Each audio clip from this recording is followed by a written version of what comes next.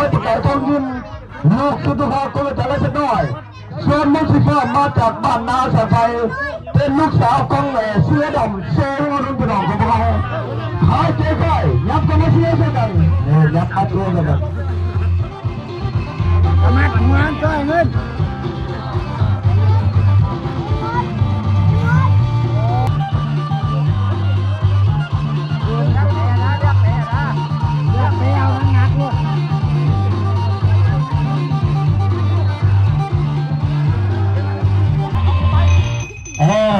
สูงยาวลูกเสือดำพี่น้องของเราโยกที่หนึ่งมาออกเด้บอลลูนมาพูดกันเลยจับมาทงไอ้ต่อ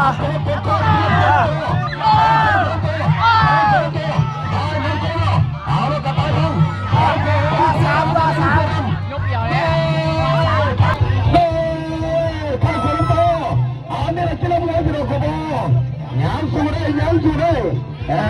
อยู่คุณพินิจกรรมการก็บอกโอ้ได้ไปเลย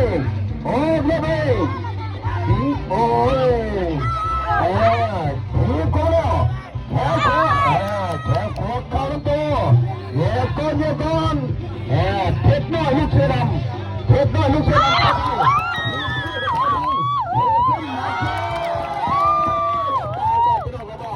มาโคตรก็ไปทางเอาเลยกรรมการนับคนนับกันนะเบลโคตรก็ไปทางเอาเลยกรรมการนับคนนับกันนะเบลครับยันเทดูไม่รอดไม่ใส่ก็ต้องรอดไม่ใส่ไม่ต้องรอดใส่เลยเป็นลูกเสือดำเป็นยังไงบ่กรรมการนับคนยังไงกรรมการนับยังไปไหนมาเลย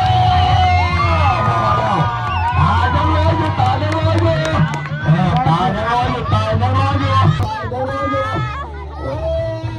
ขอโทษขอไปสู้กันบ่ได้นะเอาบ่เป็นอะไรกันแล้วนะ